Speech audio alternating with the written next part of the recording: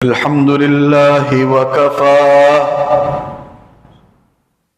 وسلام على عباده الذين اصطفى أما بعد فأعوذ بالله من الشيطان الرجيم بسم الله الرحمن الرحيم والعصر إن الإنسان لفي خسر إلا الذين آمنوا وعملوا الصالحات وتواصوا بالحق وتواصوا بالصبر صدق الله العظيم.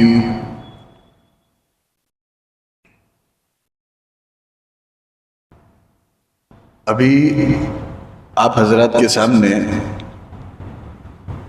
جس سورت کی تلاوت کی گئی اس کو کثرت سے نماز میں پڑھا جاتا ہے. اس کا نام سورہ عصر ہے. عین صاد را، عصر. اللہ تبارک و تعالی اس سورت کی ابتدا ایک قسم سے کرتے ہیں. اللہ تعالیٰ کو قسم کھانے کی ضرورت نہیں ہے.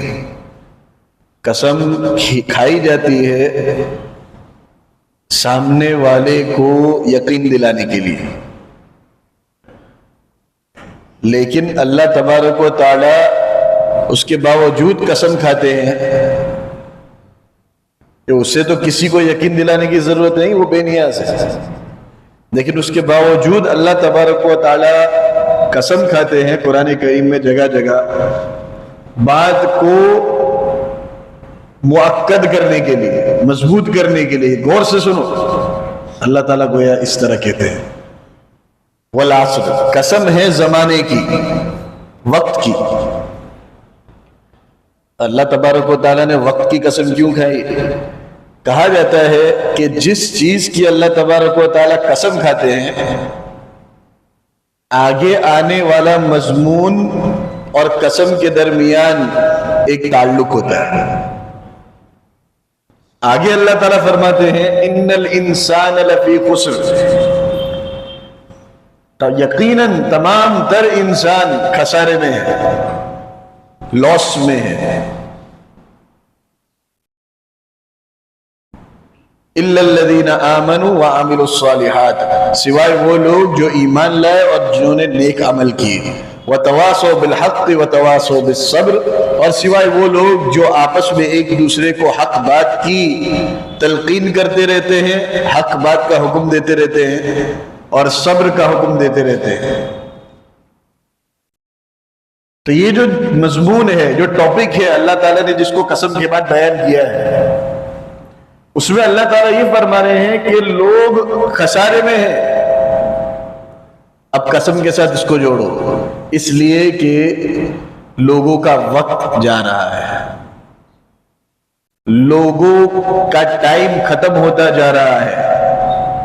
ہر سیکنڈ ان کو موت کی طرف لے جا رہی ہے.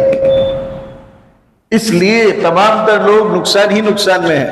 ہاں، اگر کوئی آدمی ایمان لے آتا ہے اور ساتھ ساتھ میں نیک عمل کرتا ہے اور ساتھ ساتھ میں آپس میں بھلی باتوں کا، حق باتوں کا حکم دیتا ہے، امر بالمعروف نہی عن المنکر کرتا ہے، اور ساتھ ساتھ میں ایک دوسرے کو جمع رہنے کی تاکید بھی کرتا ہے. صبر کہتے ہیں جمع رہنا،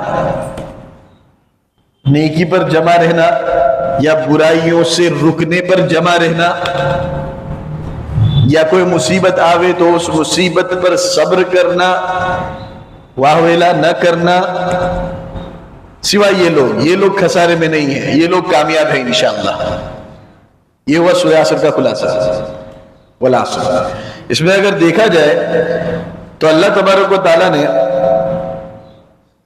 ہمیں بنیادی طور پر دو چیزوں کی کوتاہی بتائی ہے کہ اے میرے بندو، تم میں دو چیزوں کی کوتاہی پائی جاتی ہے.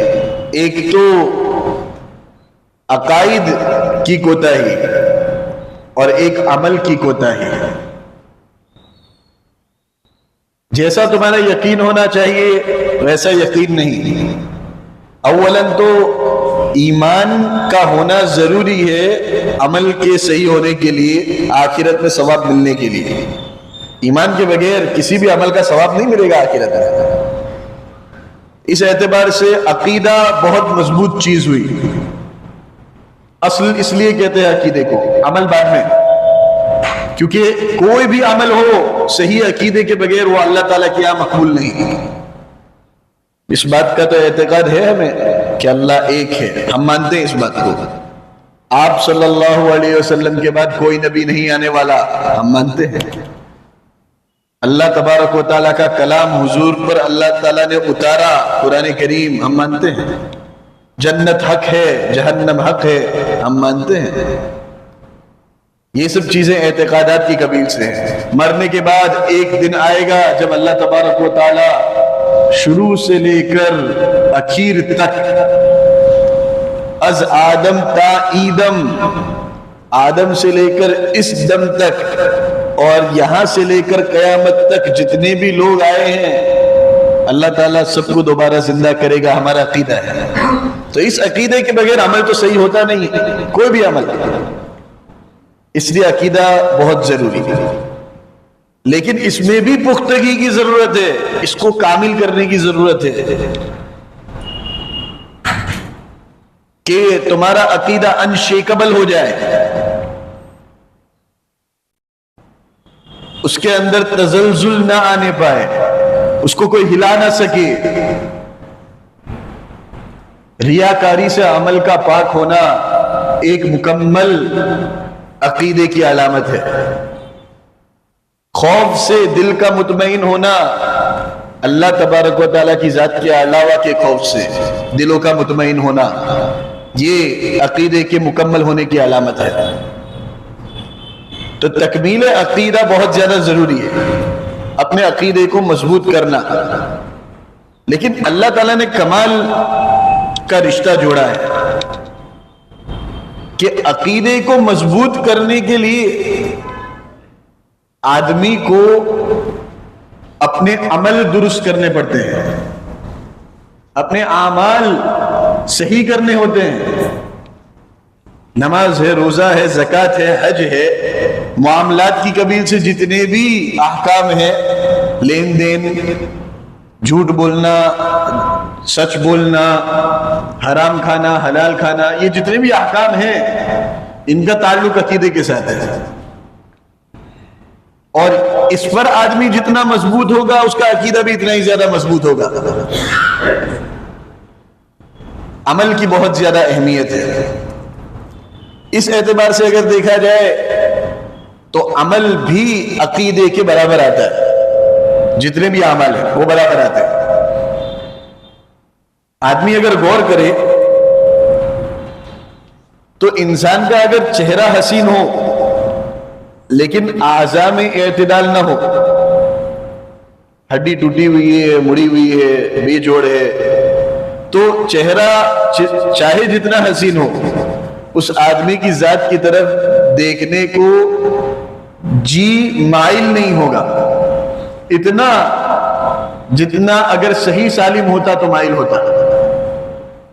تو یوں سمجھو کہ بنیادی ایمان اللہ تعالیٰ کی ذات پر ایمان تو حسین چہرہ ہے، لیکن اعمال کی درستگی اور صحیح عمل کرنا، مداومت کے ساتھ، ہمیشگی کے ساتھ عمل کرنا، کوالٹی والے اعمال کرنا، یہ صحیح سالم اعضاء کی علامت ہے، درست اور معتدل اعضاء کی علامت ہے، باڈی پارٹس جس کو کہا جاتا ہے.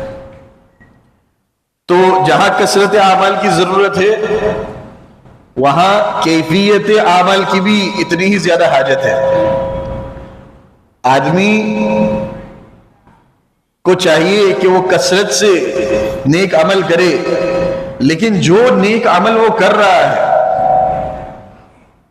اس میں کوالٹی بھی مینٹین رکھے، اس کی بہت زیادہ ضرورت ہے. جیسے تاجر ہوتا ہے، تاجر کی دکان پر مال بہت زیادہ ہے لیکن مال کے اندر کوالٹی بھی تو ضروری ہے، ورنہ اس کا مال لے گا کون؟ ہم ان اعمال کے بدلے میں ہم جنت خرید رہے ہیں. اپنی جان کے بدلے میں ہم جنت خرید رہے ہیں تو کوالٹی کا ہونا بہت زیادہ ضروری ہے. اب ہمارا یہ معاملہ اور ہماری یہ سوچ ہو چکی ہے کہ عمل سے خود بھی واقف نہیں، عمل کرتے نہیں، اور عمل کرنے کا شوق پیدا نہیں ہوتا.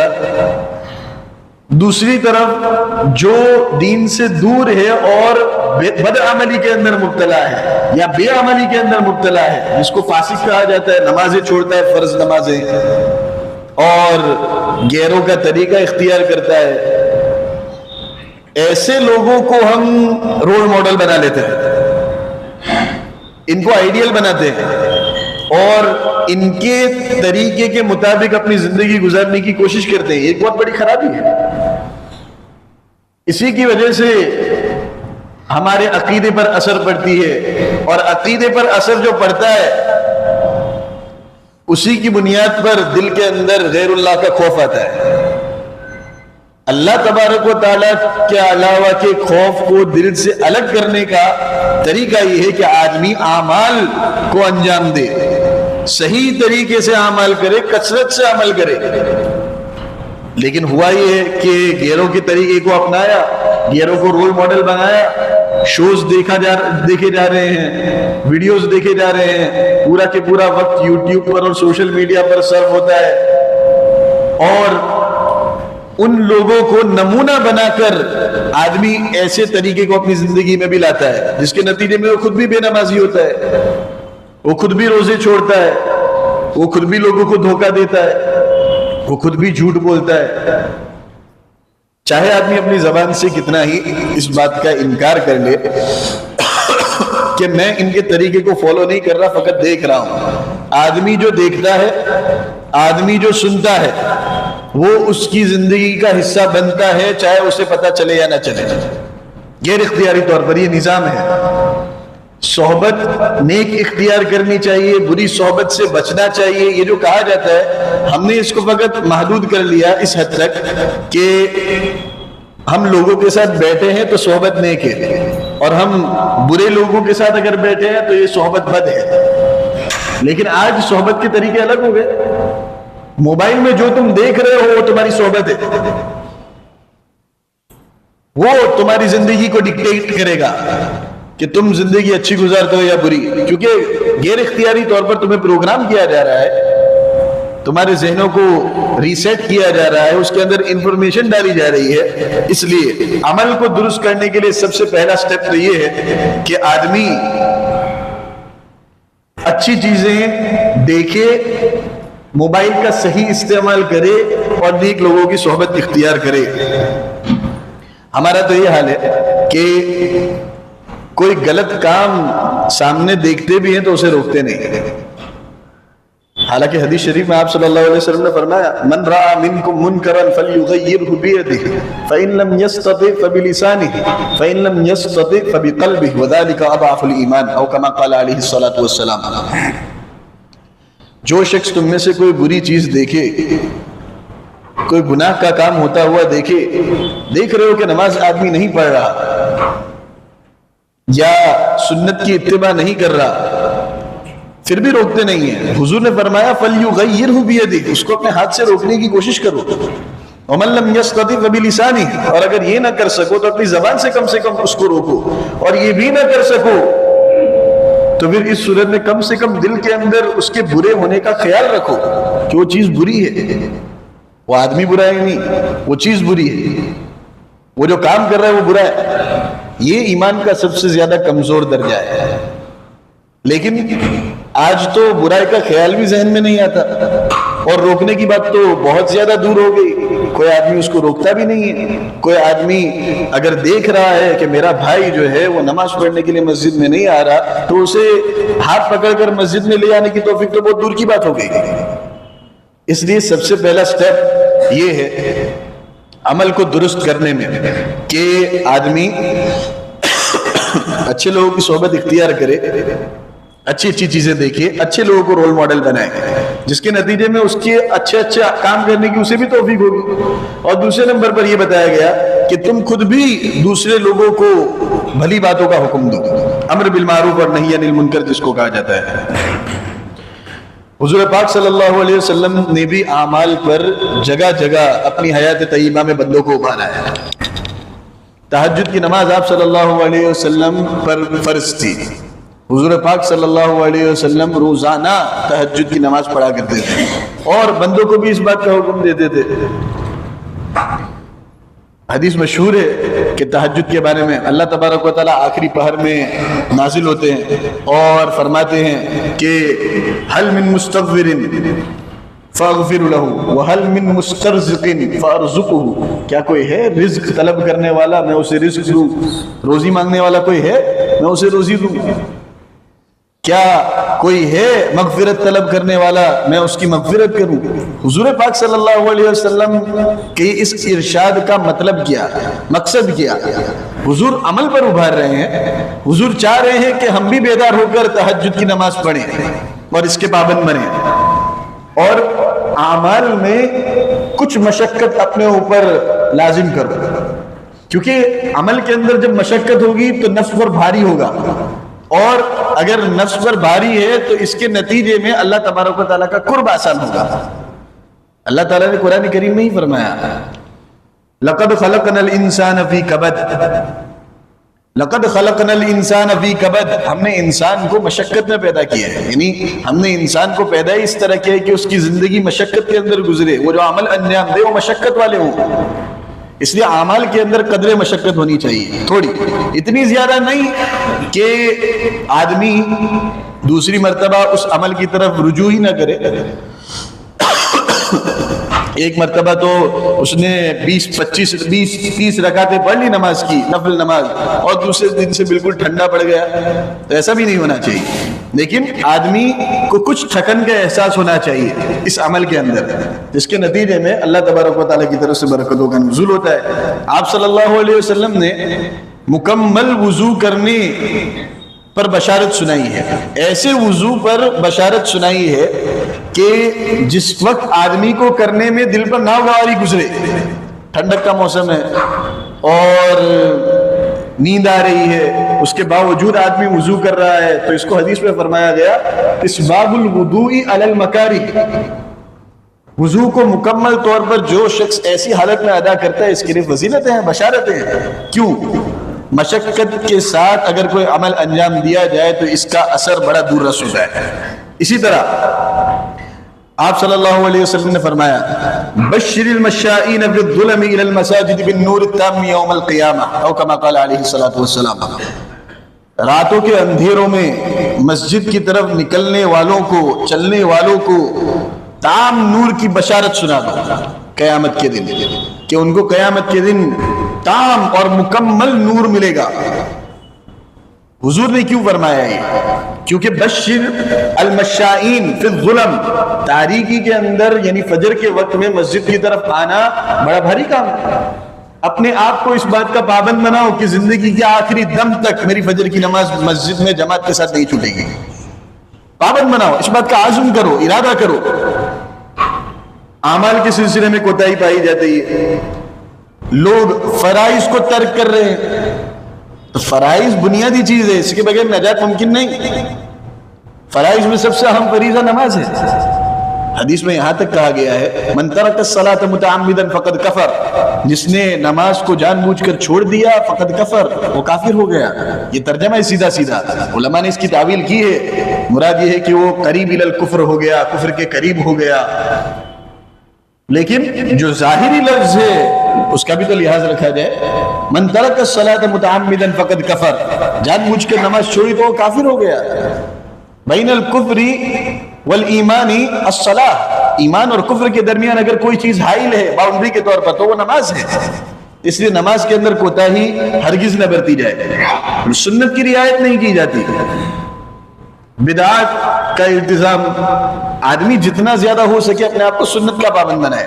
ہر عمل سے پہلے یہ سوچے کہ حضور پاک صلی اللہ علیہ وسلم کا طرز اس سلسلے میں، اس سچویشن میں کیا ہوتا، ہر مرتبہ ہر عمل کرنے سے پہلے۔ معاملات میں سر سے پیر تک آدمی گندگی کے اندر مبتلا ہے، سود کا لین دین عام ہو چکا، کوئی پرواہ ہی نہیں کرتا کہ اس کے پیٹ میں حرام جا رہا ہے یا حلال جا رہا ہے. حالانکہ سود کے بارے میں اللہ تعالیٰ نے سخت وعید بیان کی ہے قرآن کریم میں. یا ایھا الذین آمنوا اتقوا اللہ وذروا ما بقی من الربا ان کنتم مؤمنین فإن لم تفعلوا فأذنوا بحرب من اللہ ورسولہ وإن تبتم فلکم رؤوس اموالکم لا تظلمون ولا تظلمون. اے ایمان والو اتقوا اللہ، اللہ سے ڈرو، تقوی اختیار کرو. وذروا ما بقی من الربا، سود کو چھوڑ دو. ان کنتم مؤمنین، اگر تم میں ایمان ہے تو، اگر تم مؤمن ہو، مرد مؤمن ہو تو سود کو چھوڑ دو. لیکن اگر تم نے ایسا نہیں کیا، یعنی سود لیتے رہے، دیتے رہے، اس کے کاموں کے اندر مبتلا رہے، فَإِن لَمْ تَفْعَلُوا فَأْذَنُوا بِحَرْبٍ مِّنَ اللَّهِ وَرَسُولِهِ، تو سن لو کہ تمہارے ساتھ میں اعلان جنگ کرتا ہوں. اب اللہ تبارک و تعالیٰ کے سامنے جنگ کر کے کوئی کامیاب ہو سکا ہے؟ اللہ اور اس کے رسول کے ساتھ جنگ، اللہ تعالیٰ نے قرآن کریم میں اس کا اعلان کیا. جو معاملات میں خرابی، اسی طرح ڈرگز کا بازار گرم ہو گیا ہے. ڈرگز سے، سود سے، ان سب چیزوں سے بچنے میں جہاں ایک طرف شریعت کا حکم ہے، وہاں ایک طرف دنیاوی فوائد بھی ہیں، اور ان کو اختیار کرنے میں نقصان ہی نقصان ہے. لوگوں کی زندگیاں تباہ ہو گئی، برباد ہو گئی، کیونکہ وہ ڈرگز کے نشے کے اندر مبتلا ہو گئے. وہ خود بھی اپنی زندگی برباد کرتے ہیں اور اپنے ماحول، اپنے ارد گرد جو لوگ ہیں ان کی بھی زندگیاں برباد کرتے ہیں. اللہ تبارک و تعالی ہماری حفاظت فرمائے. اعمال پر ہمیشگی ضروری ہے، پابندی.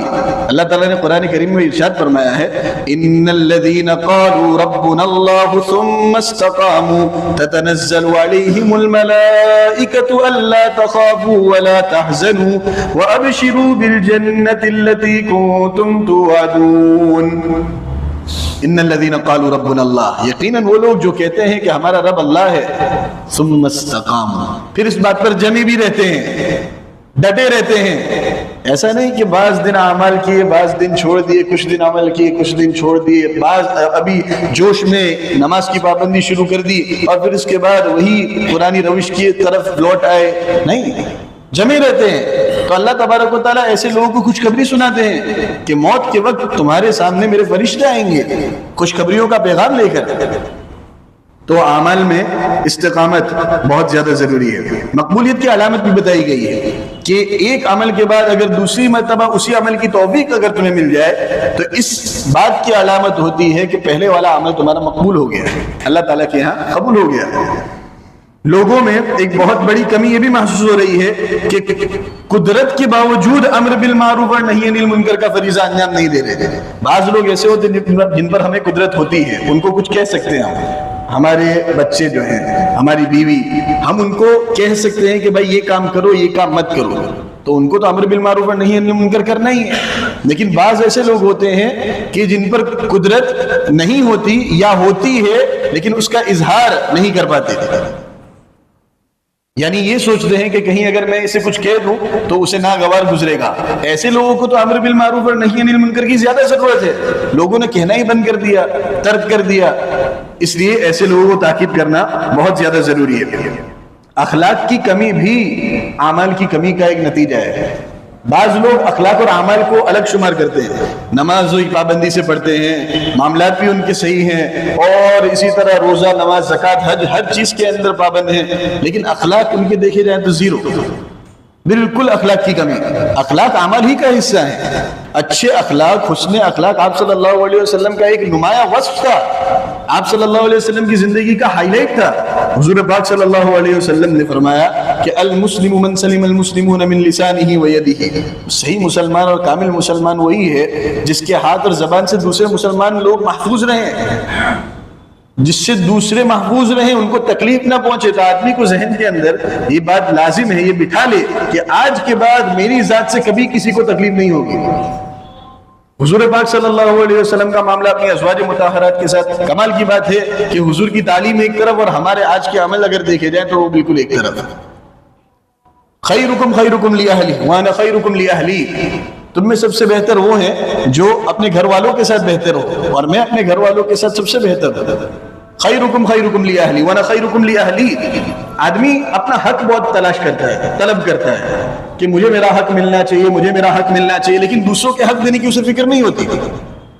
اگر ہر ایک یہ مزاج بنا لے اور یہ سوچ قائم کر لے کہ مجھے لوگوں کا حق ادا کرنا ہے تو اسے خود کا بھی حق ملتا ہو جائے گا اور اللہ تبارک و تعالیٰ کی خوشنودی اور رضامندی حاصل ہوگی. وہ تو ہے ہی. جہاں سوال ہی سوال ہوتا ہے وہاں محبتوں کا زوال ہوتا ہے. جہاں سوال ہی سوال ہوتا ہے وہاں محبتوں کا زوال ہوتا ہے. کسی کو اپنا کرنا ہنر سے ہی کسی کا بن کے رہنا کمال ہوتا ہے. اپنا بنانا اچھی بات ہے, ہنر ہے, لیکن تم کسی کے بن جاؤ یہ کمال ہے. دراصل ہمیں اس بات پر توجہ دینی ہے. حضور پاک صلی اللہ علیہ وسلم کا اس بات پر ان کے اخلاق اتنے اعلیٰ تھے کہ جب کسی کے پاس آتے, جب ایک محفل میں حاضر ہوتے تو بعض لوگ سوئے ہوتے, بعض جاگ رہے ہوتے. حضور پاک صلی اللہ علیہ وسلم سلام کرتے ہیں, لیکن سلام بھی ایسا کہ جو جاگ رہا ہے وہ سن سکے اور سلام کا جواب دے سکے, اور جو سو رہے ہیں ان کو آواز نہ جائے اور ان کی نیند کے اندر خرابی نہ آئے. حق اللہ اور حق العبد کو اللہ کے رسول نے کس طرح جمع کر دیا کہ اللہ تعالیٰ کا حق بھی ادا ہونا چاہیے اور لوگوں کی حق تلفی بھی نہیں ہونی چاہیے. تو ہمارا یہ مزاج بننا چاہیے, عمل کے اندر درستگی پیدا کرو. دیکھو مسلمان ہمیشہ بیدار اور باشعور ہوتا ہے. جب اسے کسی چیز کی طرف بلایا جاتا ہے, نیک عمل کی دعوت دی جاتی ہے, تو فوراً وہ لبیک کہتا ہے اور عمل کرنے کی نیت سے وہ بات کو سنتا ہے. آج سے 100 سال پہلے اگر تم کسی نقشے کو اٹھا لو اور اس کے اندر جو میپ کے اندر سڑکیں موجود ہیں وہ دیکھو, تو آج وہ سڑکیں تمہیں نظر نہیں آئیں گی. کیوں؟ لوگوں نے ان سڑکوں پر چلنا بند کر دیا, اس لیے وہ میپ ہی سے ہٹا لی گئی. اس کے برخلاف وہ سڑکیں شامل کر لی گئی جن پر لوگوں نے چلنا شروع کر دیا. ہمیں اس سے کیا سبق ملتا ہے؟ ہمیں اس سے یہ سبق ملتا ہے کہ اگر ہم دین پر قائم رہیں گے, ہمارے اعمال درست کریں گے اور عمل کے اندر کثرت کے ساتھ ساتھ مداومت, ہمیشگی, اور ہمیشگی کے ساتھ ساتھ کوالٹی بھی مینٹین کریں گے, تو اس کے نتیجے میں شریعت سے ہمیں کوئی روک نہیں سکے گا. آج پابندیاں لگ رہی ہیں اور لگانے کی کوششیں کی جا رہی ہیں کہ شریعت کو لوگ ختم کرنے پر تلے ہوئے ہیں, لیکن سب سے بنیادی چیز اس مسئلے کے اندر وہ ہمارا عمل ہے, ہمارا اور آپ کا عمل ہے. اگر عمل ہی کے اندر آدمی درستگی کی راہ اختیار کر لے گا تو پھر دوسروں کی ہمت ہی نہیں ہوگی کہ وہ انسان کو روک سکے. اس لیے شریعت پر عمل